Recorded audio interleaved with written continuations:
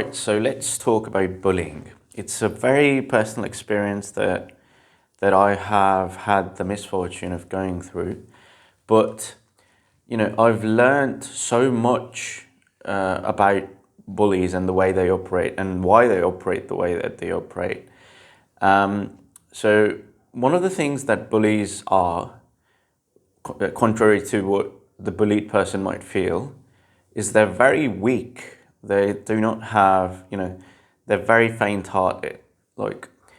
And the evidence of that is the clear-cut observation that bullying usually happens. So, okay, let's first define bullying. Bullying is an act in which a person who has more structural or perceived power than you, trying to consistently, over time, over duration, consistently display a resolve of undermining you in a way that is belittling, or that's one of them. The other could be belittling you in front of other people. Another could be scapegoating you. There are various forms. It's basically an abuse of structural power or perceived power that they have over you. And what that does is you start thinking that this guy is against me and the entire group is against me, right? So instead of thinking that it's just one individual against me, you start to think that it's the entire group against me, when in reality that's not the case, because the transgression that arises when someone is being bullied, it's a group dynamic that's usually involved in having that person bullied. So whilst you may like to think that all of them have sort of banded together and are taking advantage of you because you are weak or you are not enough in the classic self-hating way that there's something wrong with you, when in reality there isn't. I mean, sure, if let's say you made a mistake or you transgressed yourself, in the sense that you acted aggressively towards another person, the correct sort of tribal response towards correcting you would just be a one-time thing to ensure that you don't do it again. But bullying is what happens when that sort of a thing becomes a tool for them to control you. Like, they'll always keep reminding you of things, or they'll assume things about your personality from that one particular incident that may not be true. And then they keep using a sort of weak point that you have against you over and over and over again. Point being that this is not, and some people who are bullied genuinely think that this is actually about justice, that they're just getting even for something that you did. Because I used to think that, maybe they're just, maybe I've been bad and they're just punishing me for it and I deserve it. But that's not true, because once the behavior that was supposed to be corrected, even in that paradigm, I would say that an intervention by a third party who is sort of unbiased, like a judge, is required in such cases. But even if you were to take that logic that you're being punished for something that you did, even then it doesn't hold true that a consistent sort of correction is required, because that's already been done and they can see that you have corrected your past behavior and you've become more reasonable or rational. But here's the thing. If you've already become reasonable and rational, then why are they repeatedly and consistently coming after you? So that's question number one. That sort of, that sort of gives you a red alert for not thinking, for thinking that you're the problem. And in a lot of these cases, the idea is to actually have you think that you're the problem and that they're superior to you in some senses, when in reality it's not. I mean, just think about it. Their need to band together in order to have you think that, isn't that like a reliable indicator of their feelings of inferiority? Because here's the thing. I've observed that most bullies, when I have been in like a face-to-face, in like a one-on-one conversation with them, they're not being the same type of bullying personality that they are when they're with their hierarchy of people, in which when they band together. So let's say you've got 5 people, right, who are trying to bully you. You'll often notice that their behavior in the group is extremely different, extremely toxic, as compared to their behavior when you're talking to them one-on-one, when you're alone. Because there are two or three reasons to this, two that I can think of immediately. One is that they need an audience to show that you're inferior, so that they can lift themselves up within that hierarchy. There's been some research done on this. Like, I don't know who did it. The guy was on Chris Williamson's show, Modern Wisdom, at some point in time. But it's like, it's a tool to sort of elevate themselves in the hierarchy, like, sort of, showing, sort of flexing themselves in front of other people that, look, I can bully this guy, and so you need to sort of respect me and whatnot. And it's such a pathologically, weird expression of showing power, because if you were genuinely competent, the hierarchy would just respect you for who you are. They wouldn't need you to sort of feed on other people's insecurities. The person who's bullied usually has the insecurity that they're not enough, and the bullies try to sort of try to control that into, sort of try to manipulate that to their own advantage. By the way, the bullies also have insecurities, and I'd argue that the bullies are much, much, much more insecure. Because just think of this: the person who is usually bullied is not a cohesive part, not a part of the group in a cohesive manner, like in the sense that they're usually the underdog, who are, often just not a part of the group dynamics. The only way that they become a part of the group dynamics is that they choose to take the role of the bullied. Like, okay, I'm just your punching bag. Let it all out on me, right? But that's not the case. The case is that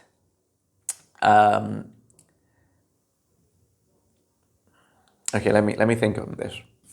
And so, like, one of the things that the bullies will have you believe is that you're imperfect and that they're perfect, which couldn't be farther from the truth. I'll tell you why. It's the other way around, because that's why they feel the need to actually verbalize something that they disagree with, right? I mean, they're far, far, far away from being as perfect as you are. You're the perfect sitting duck that they're sort of, just flying over to, and sort of, doing all of their shit, toxic shit, and making you feel shitty about yourself. And then, and they won't fly away, by the way. They'll target you repeatedly. Like, even if you're like not saying anything, you're just standing there. They'll try. I remember there was this one guy who sort of made fun of me for not being able to woo my crush in school. And the other, so he did it twice, on 2 occasions. One was in front of a group. The other was also in front of another group. And he used to live in my building, by the way, like in the multi-story building that I lived in. He was in the same building. And every time I would see him in the lift whilst, traveling on the elevator, I would, be kind of confused by his sort of response and reaction and behavior and demeanor toward me, as opposed to what I would see in school, because here he doesn't have an audience, right? So it's like they're so fragile in front of a group of people. The group itself is fragile. Yeah, I don't know. I mean, I don't know how to exactly put it into words. But here's, okay, let me, okay, I'm new to this. Okay, so give me a little latitude to sort of, give you my thoughts on what I'm trying to say here. Yeah, found it. So I had written a Twitter thread on this, sort of deconstructing their entire power play, right? People don't bully because they're strong. They bully because they're weak. But the real insight is that even within their own hierarchy, bullies are deeply insecure, pathologically so. Let's break it down. If a bully were truly secure in their position, they would not need to attack outsiders. Their status would be recognized and respected within the group.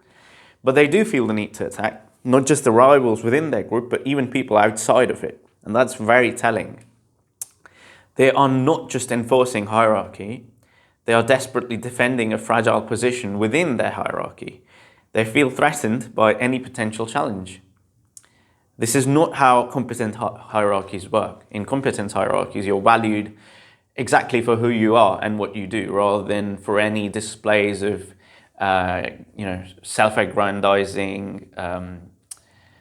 self-aggrandizing sentiments of, yeah, look at me, I'm the better one, like I can bully him, so like I can control him and I can manipulate him, and so on and so forth. So this is not how competence hierarchies work, because a real competence hierarchy is stable as it's based on mutual recognition. In a true competence hierarchy, people are respected for their skills and their role. They don't constantly feel the need to prove their worth within the hierarchy, much less outside of it. They just are competent and worthy. In contrast, a dominance hierarchy, which is what bullying basically is about power and not competence. It's maintained through coercion and control and not respect. Bullies aren't at the top because they belong there, they're just fighting to stay there. But in a dominance hierarchy, there is no real top. There are only endless struggles to reach something that's apparently seen as the top of the dominance hierarchy.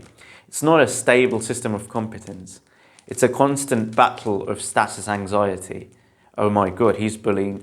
He seems like he's like better at bullying than I am, and so I need to sort of get better at this.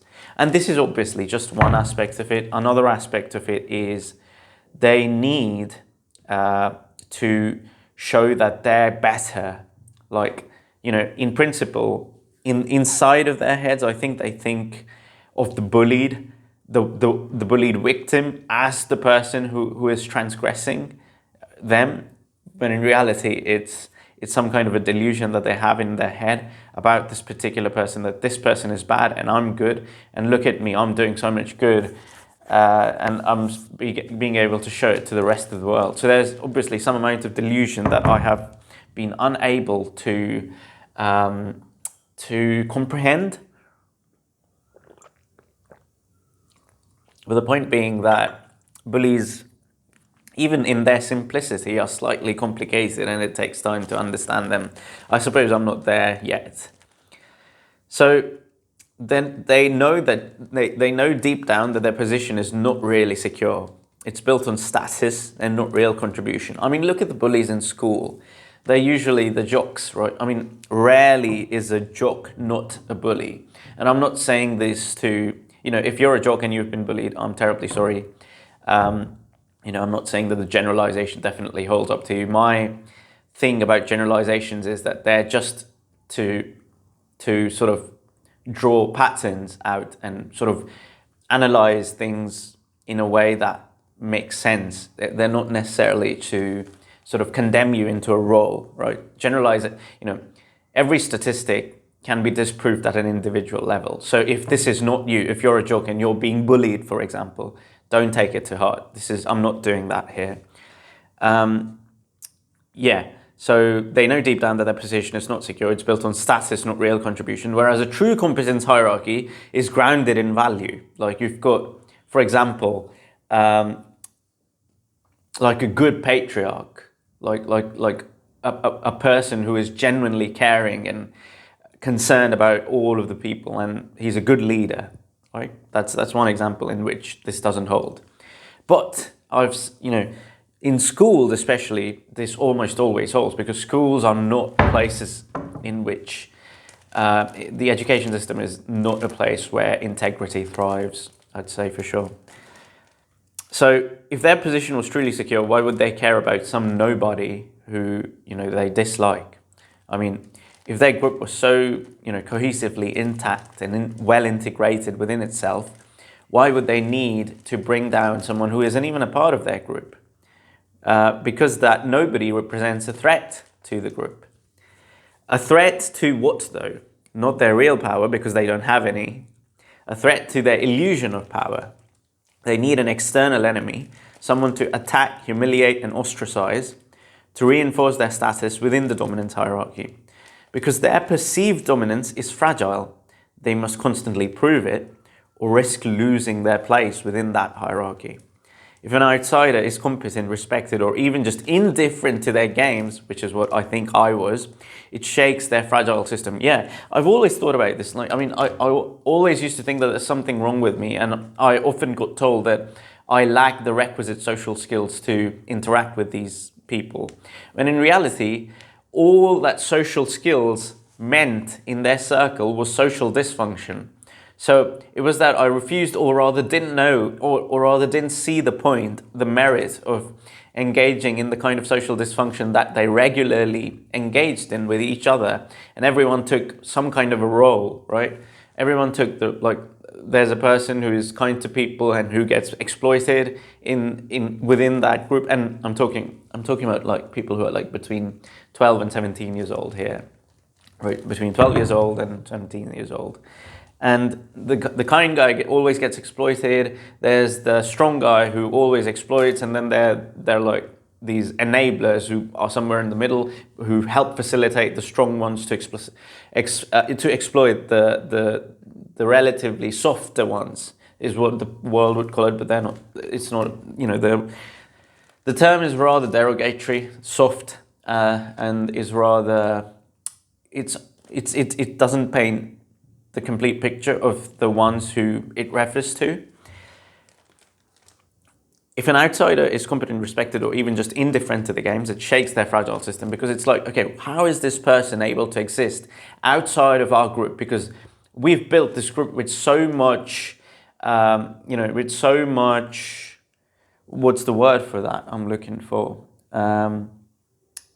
Which we've architected, which we've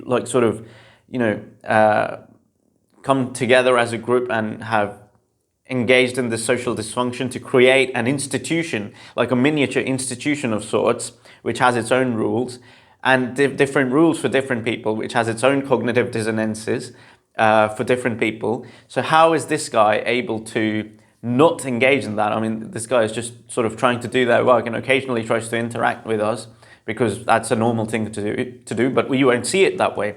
I think for us it's an abnormal thing to do. And so let's see if we can sort of get him to join our group. But if we can't, then there's obvious, and we won't be able to handle that rejection.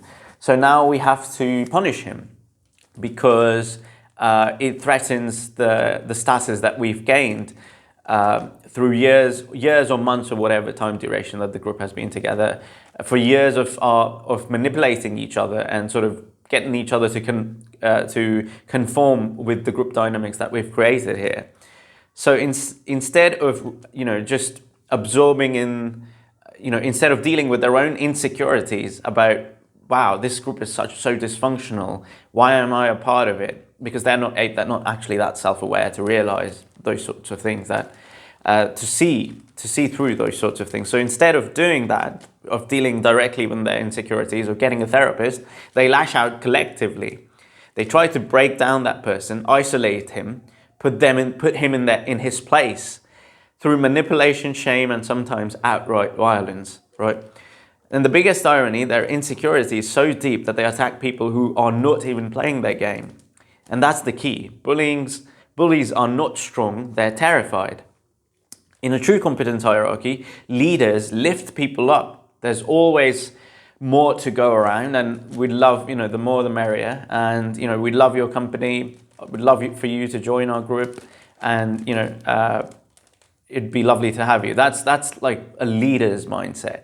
These guys are like, oh my God, look at that guy. Why is he behaving like that? I mean, we have to do something about it, and so on and so forth, right? I mean, I'll probably don't have, I'm still a bit camera shy, so I think I'm gonna, Yeah, I'm still freezing up, but it's okay, I suppose. I mean, I'm not. Who am I trying to impress? That's, by the way, that reminded me of Dungeons and Dragons, the movie in which Chris Pine starred as, and he was like knitting mittens, and he was like, yeah, who am I trying to impress? And just went forth with what he was doing, knitting mittens for his daughter. So in a true competence hierarchy, leaders lift people up. They want strong people around them, which sort of signals, if leaders truly want strong people around them, then the gang that bullies usually have around them must be the weakest shit ever.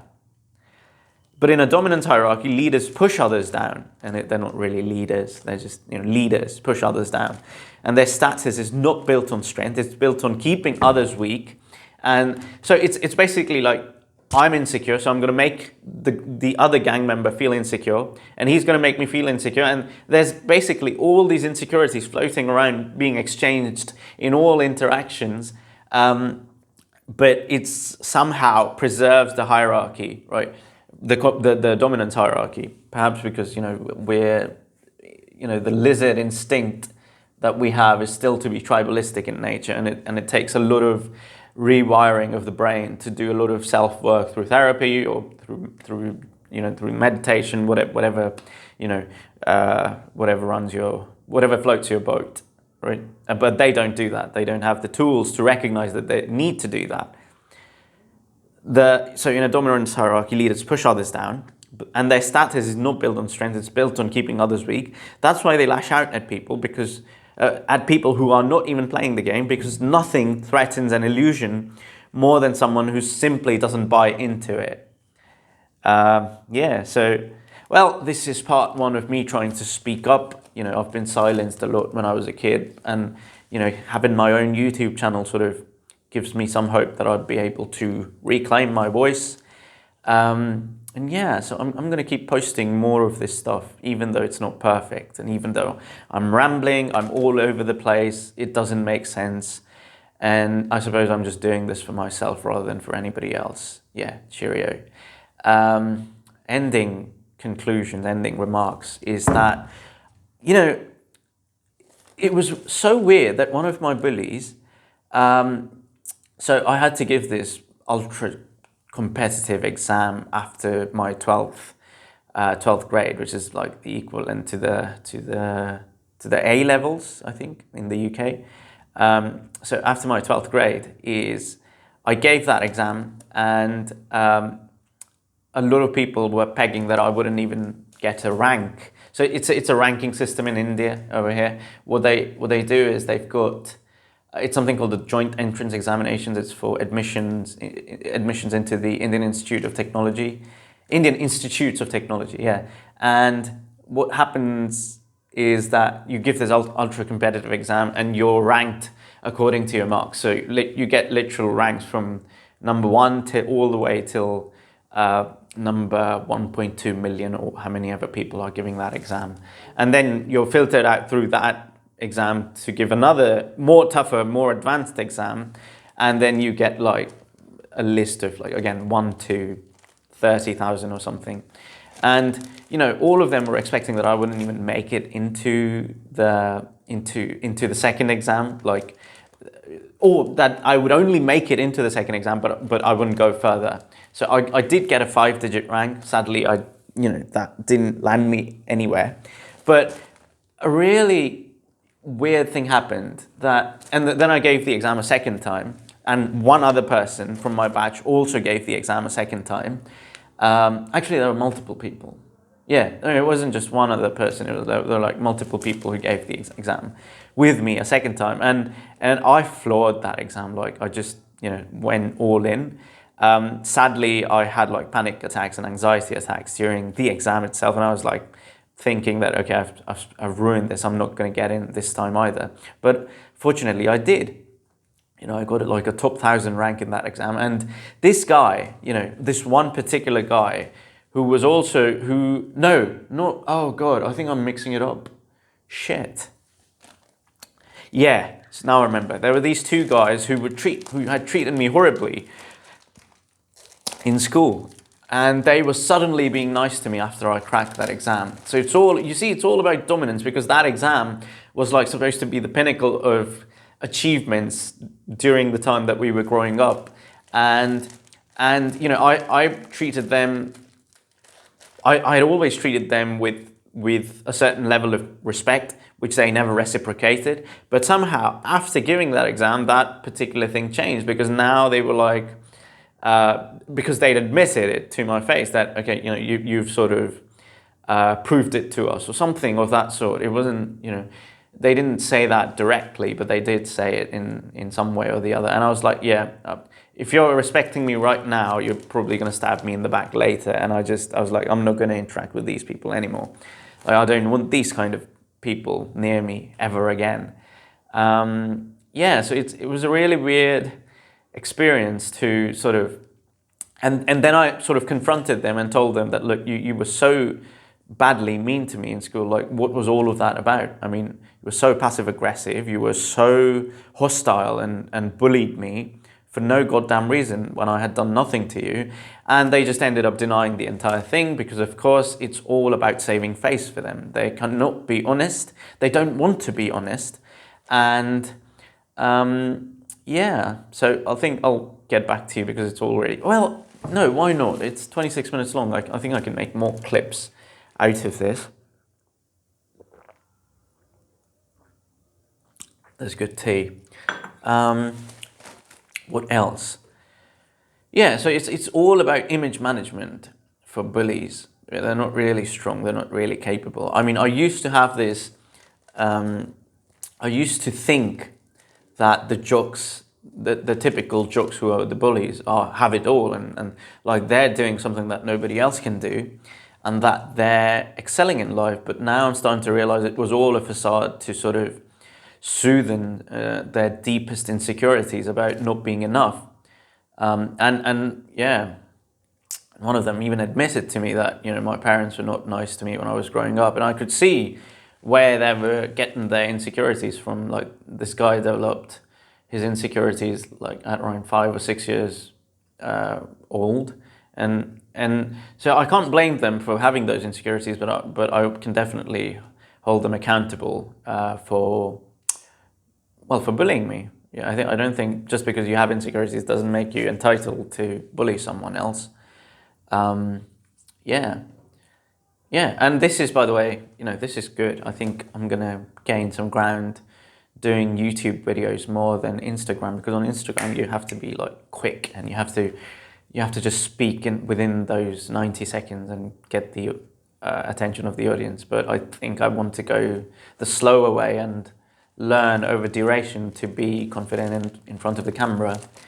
Yeah, but yeah, I mean, it's so weird though. Like I'm still not able to fully understand, fully comprehend their psychology, but it's extremely dysfunctional. And at this point in time, I'm feeling kind of sorry for them. So yeah.